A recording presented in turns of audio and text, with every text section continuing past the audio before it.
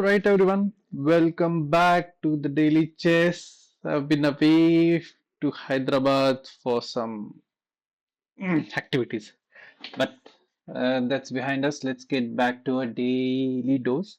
So, this is a particular position where we are going to look at uh, connected pass pawns. We know essentially these two pawns are untouchable. You take this pawn, this one moves ahead, and king is not going to be able to catch it.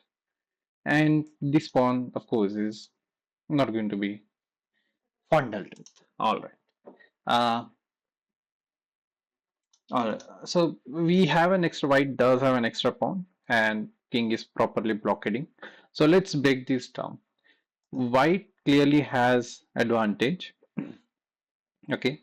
Um, he but pawns from this position are difficult to queen, obviously.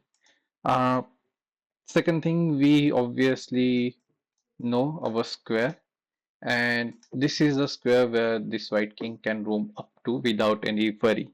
So that is first. What other thing white needs to do to make progress? Obviously, push these pawns up until maybe second or third rank. These two squares, essentially. So these two pawns, without getting captured, needs to be up until here. Why? Because black pawn needs three moves to queen. So we at least need to be three squares away from queening. Two is even better.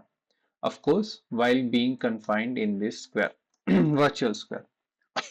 So yeah, it's white to move. Obvious move. King d4. And black king needs to move up as well.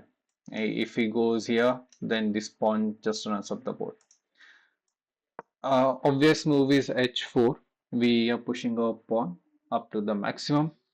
And now again, same thing. Black king cannot go forward. He needs to go backward and blockade. So what now? We can calculate up until a position where this white king, sorry, the black king is on h5 and white king is either on f4 or f3 so that this king will not be able to come here to g4 and blockade the pawn, and of course the g5 square is taken away from him, so he'll move up and we'll push the pawn. Is logical, but if we go here then black king gets a position. So simple idea, we triangulate. We'll go e3 and e4. Now we have the position and he needs to move back, and we can jump in to f4 now to the pinnacle of this square.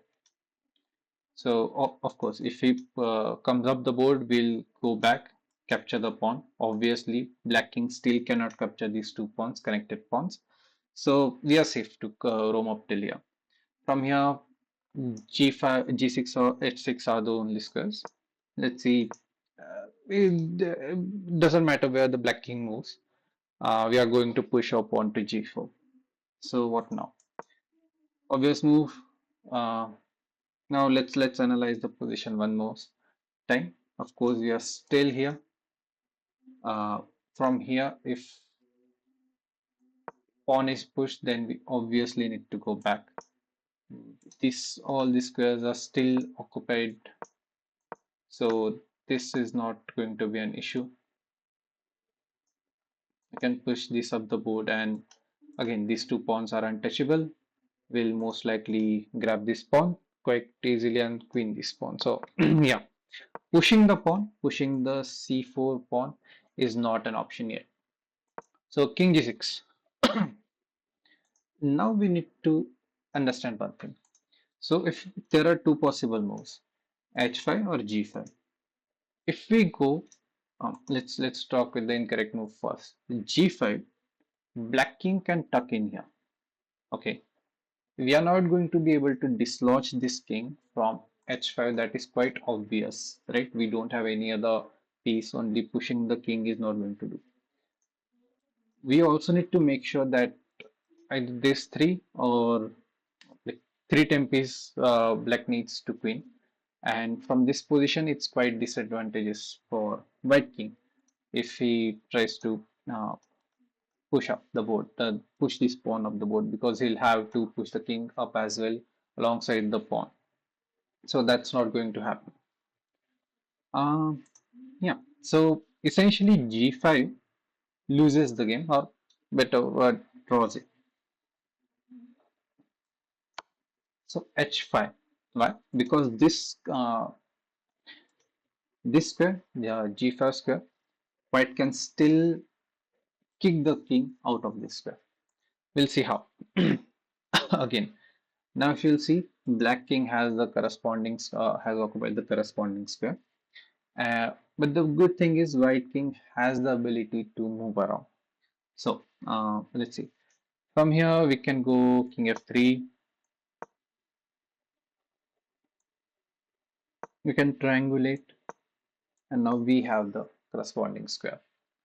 These two squares are out of reach, and we'll push the pawn. Now again, this is out of reach. This pawn still cannot move ahead, and we are still in range to capture it. Hmm, let's say king goes h6. Now we need to understand this position once again. Previously, we did not want this king on the h5 square because it would be difficult to dislodge him. Now, though, we are going to we if you even want to continue ahead, white wants to continue ahead, he'll have to leave the this square. That means he should be able to support this pawn on g5 when he goes up the board. So right now, this is the correct g6. Obviously, black king is going to tuck in himself in, or can go here as well. Let's see one move by move. So king f3. Obviously, we need to triangulate such that now we need to dislodge him from here.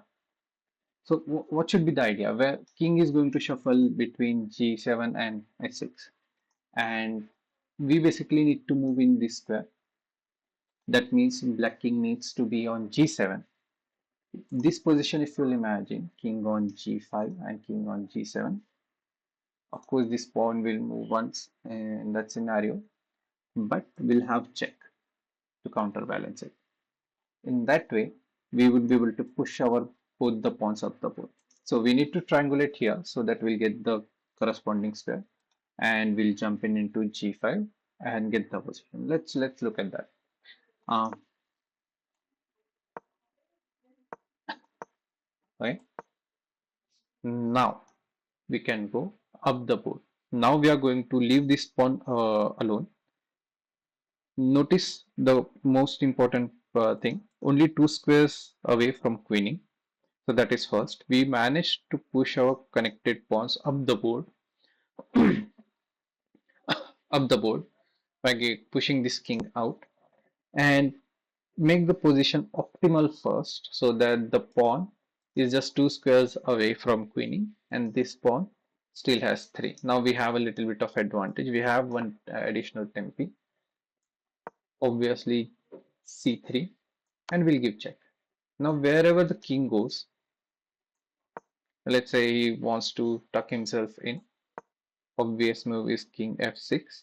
We want to push this pawn to glory. If he pushed,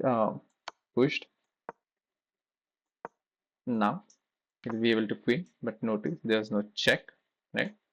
So check and mate. No matter where king goes, it will be the same. So instead of let's say h8, if g8, then again still same move. So here h7 check works. These two squares are taken out. Again we'll go up, we'll queen, but we have checks. And that's all. So essentially this is winning because we were able to simultaneously queen. Black was also able to queen, but we had check in our pocket. That's very important to understand. And second thing is we managed to push our pawns to a position where uh, they were optimally placed and only two squares away from queen. I think that covers it. How to pressure using connected passes. I've seen scenarios where this is usually drawn. If both sides are connected passer, obviously just king are going to just shuffle here and there. But we have seen two positions or two to three specific scenarios in our series where these pawns essentially paralyzed the king. Where we saw one position where pawns were on f6 and h6, king was on uh, g8, and black king was essentially paralyzed because wherever he goes, pawn will go up and queen. Okay, I'll push a link of that video. But yeah, and this is how we can utilize triangulation, one of the basic concepts in Endgame, to our advantage. That's all. Thanks.